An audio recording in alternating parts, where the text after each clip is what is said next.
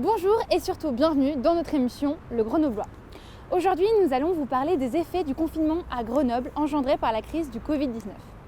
Tout d'abord, nous allons assister à une maraude pour découvrir comment les bénévoles aident les sans-abri. Juste après, nous irons voir comment le restaurant Sokeo maintient ses portes ouvertes pour continuer d'accueillir ses clients. Et enfin, nous partirons à la rencontre d'une jeune étudiante en LEA espagnol 2e année à l'UGA pour voir comment elle vit cette situation au quotidien. Mais tout de suite, nous retrouvons notre envoyée spéciale Sophie Prévost, partie assister à une maraude. Nous nous retrouvons au cœur de Grenoble, plus précisément à la gare de Grenoble, où des bénévoles de l'association Help SDF Grenoble se sont donné rendez-vous pour effectuer une maraude. Cette dernière consiste à venir apporter du soutien matériel, alimentaire ou tout simplement partager un moment avec les sans-abri. Annie, tu vas gaspiller, donne. Ça va pas, non? Bah oui, mais si tu fais comme ça, c'est pas du champagne. Depuis que le Covid-19 est apparu, les bénévoles se sont multipliés. La générosité des gens a augmenté. Nous avons demandé à quelques sans-abri, ainsi qu'à Lydia, bénévole active depuis maintenant plus d'1 an, comment le Covid les avait impactés. Le premier couvre-feu, ça a été très compliqué parce que du coup, à 21h, il fallait être chez soi. La plupart des maraudeurs, on n'est pas de Grenoble, donc on vit à l'extérieur. Donc du coup, il faut avoir le temps de rentrer chez soi pour être à 21h à la maison. Nous avons appris, par le biais des personnes interrogées, que le nombre de maraudes sur Grenoble avait explosé. En période normale, il n'y en aurait eu qu'1 ou 2 dans la semaine. Mais depuis le confinement, ils sont passés à 3 maraudes par jour.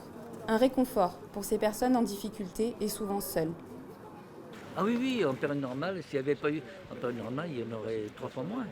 Ah non, là, il y a beaucoup d'étudiants qui se sont portés volontaires pour donner des coups de main aux bénévoles. Beaucoup. Dans toutes les associations, il y a des étudiants partout. Là, je veux dire, il y a des repas chauds tous les jours, le matin, le midi, le soir. Il y a des repas chauds tous les jours. En cette période, les policiers de Grenoble sont compréhensifs envers les sans-abri et maraudeurs. Ils savent que pour les personnes dans le besoin, il leur est dur d'accéder aux masques ou aux attestations. Envers les maraudeurs aussi, ils ne donneront pas d'amende, mais demanderont simplement à l'association de partir. Cette année, les bénévoles ont décidé de changer leurs angles d'attaque en vue de cet hiver bien différent de tous les autres. Une nouvelle initiative est apparue, le calendrier de l'Avent inversé. Alors c'est quoi un calendrier de l'Avent? Vous ouvrez et vous mangez les chocolats, d'accord? Voilà. Nous on fait le contraire. On prend une boîte et on demande aux gens ce qu'ils veulent faire, c'est de rajouter quelque chose dans la boîte, que pendant la période de Noël, toute la période de décembre, tu mets une boîte de conserve, un dentifrice, un bonnet, des gants, tu mets tout ce qui pourrait servir à une personne dans la rue ou une personne dans le besoin. Tu fermes ta boîte, tu mets un joli papier cadeau, dessus tu notes si c'est pour un homme, une femme, un enfant, une famille. Et nous, en maraude, on va distribuer les colis. Cet hiver s'annonce plus compliqué que les autres. Mais grâce à l'envie d'aider des bénévoles et à l'optimisme des sans-abri, cela semble bien parti. Et voilà comment certains sans-abri font face à cette crise. Et nous voudrions tout particulièrement remercier les bénévoles qui n'ont pas peur d'affronter le Covid pour aider ces personnes dans le besoin.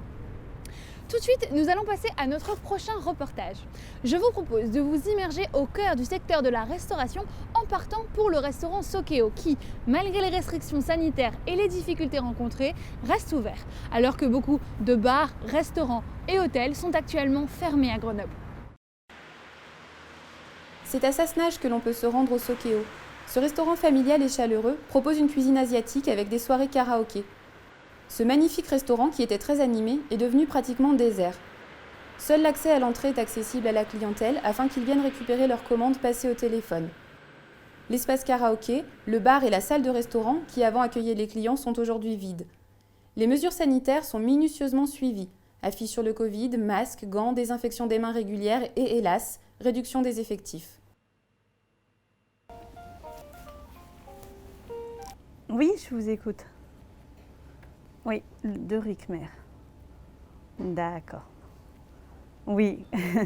Donc, une grande portion de nouilles nature, un cantonné poulet ananas gingembre, 2 Ricmer et un nem au porc. Voilà, ça peut être prêt d'ici 25 minutes? Très bien. À tout à l'heure, au revoir. Seulement 3 employés sur les 7 habituels sont présents midi et soir pour assurer le service de vente de plats emportés. 4 employés ont dû être placés au chômage partiel en attendant la réouverture des salles d'ici fin janvier 2021. Côté financier, le Sokeo a subi de lourdes pertes. Le restaurant a perdu plus de 50% de la clientèle depuis la fermeture de sa salle. Même avec la mise en place de la vente de plats emportés, le restaurant atteint seulement 20% du chiffre d'affaires en un mois. Les gérants vont jusqu'à prélever sur leurs économies personnelles pour tenter de pallier cette perte et continuer à payer leurs charges et surtout les salaires de leurs employés. Voilà, 56,50 s'il vous plaît. L'incertitude plane. Au premier confinement, ils n'ont en effet pas obtenu d'aide financière de la part de l'État. Pour celui-ci, ils restent en attente de réponse. Si elle est favorable, ils percevront alors une aide de 333 €. Malgré toutes les difficultés rencontrées pendant cette crise, ils peuvent heureusement toujours compter sur leurs clients les plus fidèles pour venir commander et passer un bon moment avec eux. Le personnel du restaurant répond toujours présent, avec sourire et un accueil très convivial. En tout et pour tout, c'est 65. D'ailleurs, il n'hésite pas à placer un petit cadeau dans les commandes à emporter afin de souhaiter de bonnes fêtes de fin d'année à sa clientèle. Parfait. Tiens, tu lui donneras si tu en veux un deuxième. Voilà, calendrier. Je te remercie. Eh bien, écoute, passe une bonne journée et puis au plaisir. À la prochaine. Ben oui, à la prochaine. Allez, gros bisous et bonne journée à tous. Merci. Au revoir. Vous savez maintenant comment les gérants de ce restaurant familial maintiennent leur activité malgré les problématiques rencontrées et continuent de servir leurs délicieux plats tout en restant proches de leur clientèle. Et maintenant, nous allons partir à la rencontre de Nassi, qui est actuellement étudiante à l'université Grenoble-Alpes. Elle va nous raconter comment se passe sa vie étudiante, mais aussi les difficultés rencontrées depuis le début du confinement. Elle nous donnera aussi son avis sur le passage des cours en présentiel à des cours exclusivement en distanciel. En fait, j'ai toujours rêvé de travailler à l'aéroport.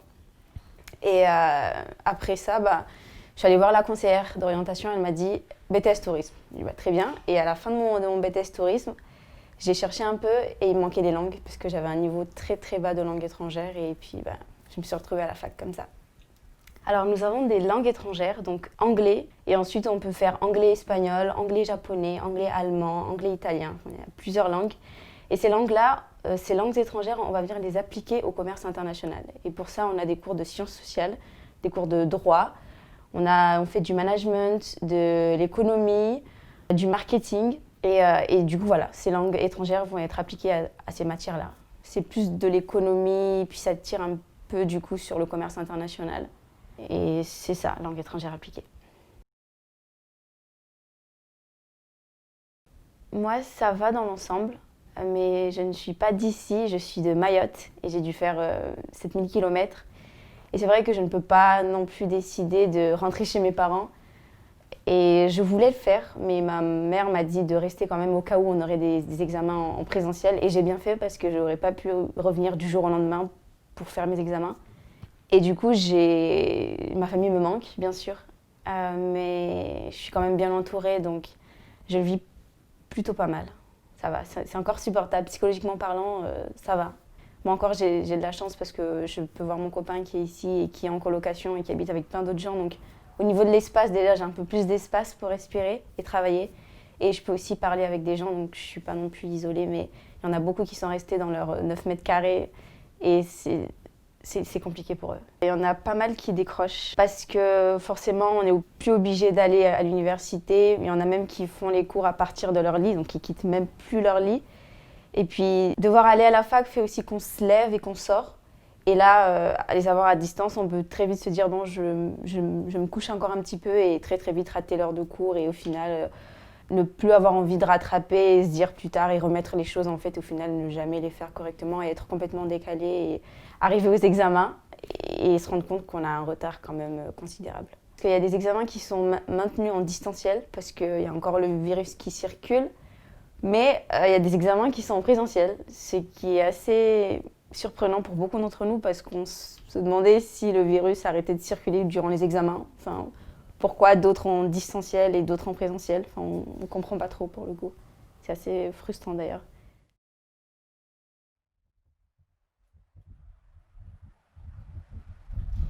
Et merci Nassi de nous avoir apporté votre point de vue sur ce que vous vivez depuis le début de cette crise.